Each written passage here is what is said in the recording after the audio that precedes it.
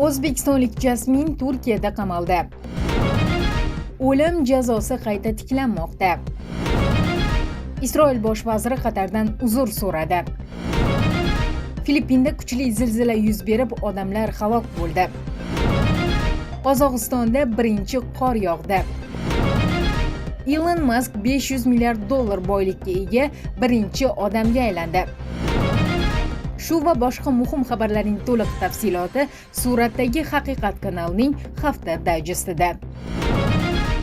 O'zbekistonlik Jasmin Turkiyada qamaldi. Ijtimoiy tarmoqlarda Istanbul shahrida bir guruh O'zbekiston fuqarolari qo'lga olingani haqida xabarlar tarqalganda, O'zbekistonning Istanbul shahridagi bosh konsulxonasi rasmiy munosabatida aytilishicha, 29-sentyabr kuni Istanbulda 6 nafar shaxs, shu jumladan Jasmin nomi bilan tanilgan bloger mahalliy politsiya tomonidan qo'lga olinib, Maltepe yopiq turdagi jazoni ijro etish muassasasiga joylashtirilgan. Mazkur shaxslar giyohvandlik vositalari va psixotrop moddalarning noqonuniy aylanmasi bilan bog'liq jinoyatni sodir etishda gumon qilinmoqda. Tintuv tadbirlari davomida olingan ashyoviy dalillar ekspertizaga yuborilgan. Hozirda tergov jarayoni davom etmoqda, deyiladi konsulxona rasmiy munosabatida.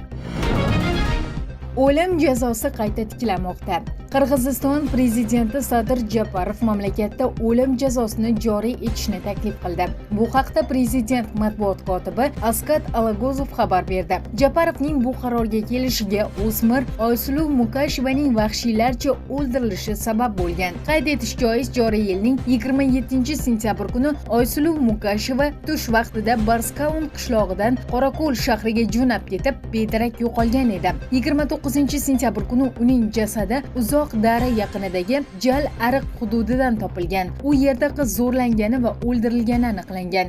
Gumonlanuvchi Bishkekda qo'lga olinib, qamoqqa olingan. Hozirda tergov harakatlari davom etmoqda. Japarov esa bu voqealar ortidan bunday qotilliklarga o'lim jazosini joriy qilishni taklif qilgan. Davlat rahbari jamoatchilikni larzaga solgan ushbu jinoyat haqidagi xabarni chuqur ta'assuf bilan qabul qildi. Shu bilan birga prezident administratsiyasi huquqiy ta'minot bo'limi mudiri Murat Ukashevga qonun hujjatlariga bolalar va ayollarga nisbatan sodir etilgan jinoyatlar uchun javobgarlikni kuchaytirishni nazarda tutuvchi o'zgartirishlar kiritish ustida ish olib borishni topshirdi. Xususan, ayollar va yosh bolalarni o'ldirish, o'lim jazosini qo'llash uchun qonun hujjatlariga o'zgartirish va qo'shimchalar kiritish ustida ish olib borishni topshirdi, degan Alagozov. Ma'lumot uchun, Qirg'izistonda o'lim jazosi 2007-yilda rasman bekor qilingan. Shu yilning 27-iyunida Jinoyat kodeksiga o'zgartirish kiritilib, o'lim jazosi o'rniga umrbod qamoq joriy etilgan. Aslida esa 1998-yildan boshlab qatl ijrosi amalda to'xtatilgan, ya'ni moratoriy amal qilgan.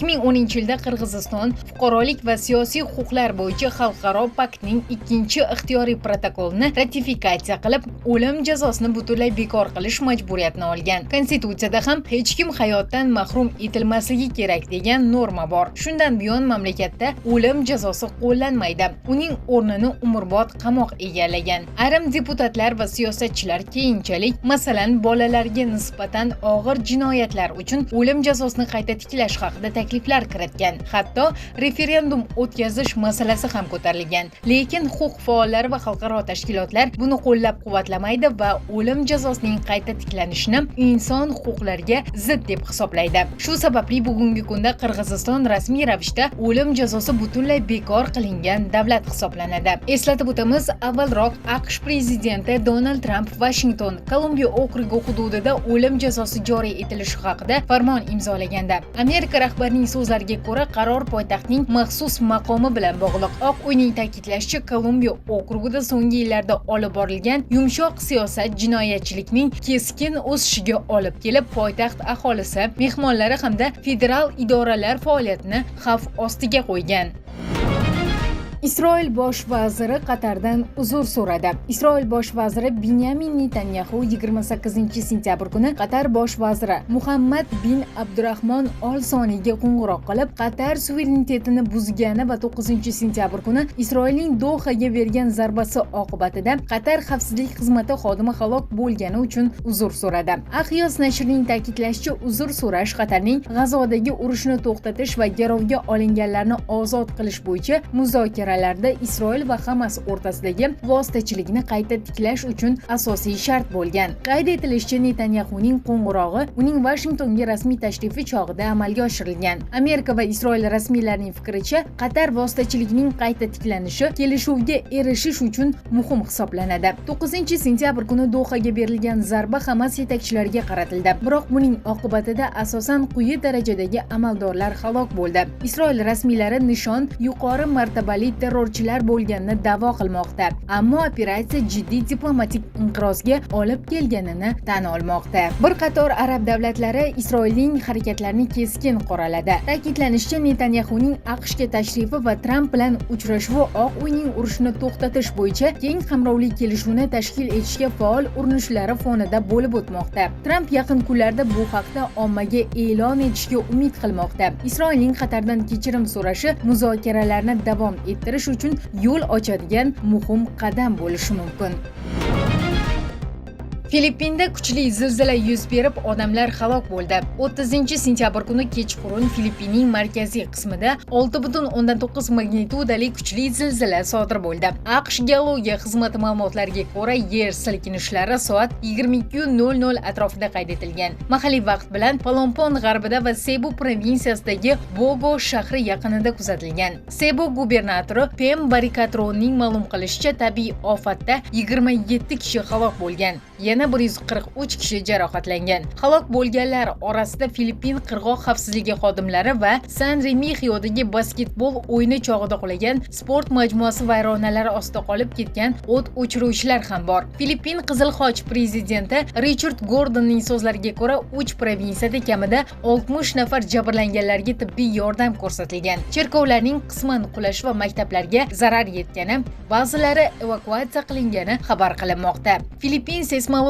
instituti bir qator yer osti silkinishlarini qayd etdi. Institut avvalroq Leyte, Biliran va Sebu provinsiyalari uchun tsunami xavfi haqida ogohlantirgan edi. Biroq bugun 1-oktyabr kuni ertalab u bekor qilindi. Seysmik faollik davrida Manila janubidagi Taal vulqonida ham kichik otilish qayd etildi. Buning natijasida u 2,5 kilometr balandlikka cho'zilgan. Xavf darajasi minimal bo'lib qolmoqda. Visaya orollarida 1,5 milliondan ortiq odam kuchli silkinishni his qilgan. Rasmiylar maktablar va bir necha obyektlarda tekshiruvlar o'tkazilguniga qadar darslarni vaqtincha to'xtatdi.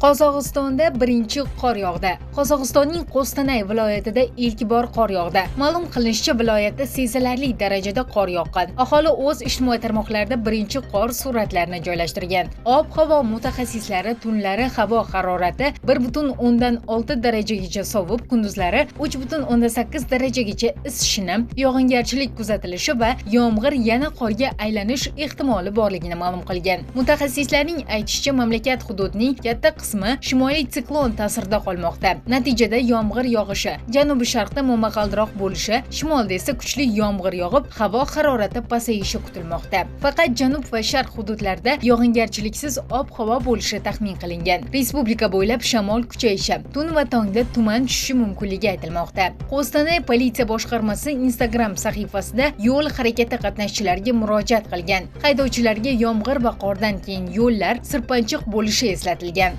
Shuningdek, haydovchilarga masofani va tezlikni saqlash tavsiya etilgan. Piyodalarga esa faqat belgilangan o'tish joylaridan yo'lni kesib o'tish kerakligi haqida ogohlantirish berilgan. Elon Musk $500 milliard boylikka ega eng birinchi odamga aylandi. Forbes ma'lumotlariga ko'ra, Elon Musk boyligi $500 milliard dan oshgan tarixdagi eng birinchi odam bo'ldi. Asosiy o'sish Tesla aksiyalari va SpaceX va XAI kabi xususiy kompaniyalardagi ulushning yuqori baholanishi bilan ta'minlandi. Forbes ommaviy aktivlarning bozor kapitallashuvini hisobga oladi. Xususiy mulklar uchun multiplikatorlarni qo'llaydi va qarzlarni, shu jumladan Tesla aksiyalar bilan ta'minlangan taxminan $3,5 milliard ayiradi. Biroq baholash shartli va metodologiyaga juda bog'liq. O'zining Billionaires indeksini nashr etuvchi Bloomberg xuddi shu davrda Muskning boyligini sezilarli darajada pastroq, taxminan $370-470 milliard ga baholagan. Yondashuvlardagi farqlar sababi Bloomberg xususiy kompaniyalarda likvidlik va nazoratga nisbatan konservativ chegirmalarni qo'llaydi va qarz majburiyatlarini qat'iyroq hisobga oladi. Forbes esa ko'pincha aktivlarning eng yuqori bozor qiymatlarini qayd etadi. Farq qog'ozdagi boylik shartli ekanini ta'kidlaydi. Haqiqat qiymat ancha past bo'lishi mumkin. Shunga qaramay Forbes talqiniga ko'ra Mask sayyoradagi birinchi yarim trillionerga aylandi. Bu uning texnologiya biznesi va moliya bozorlaridagi o'ziga xos ta'sirini aks ettiradi.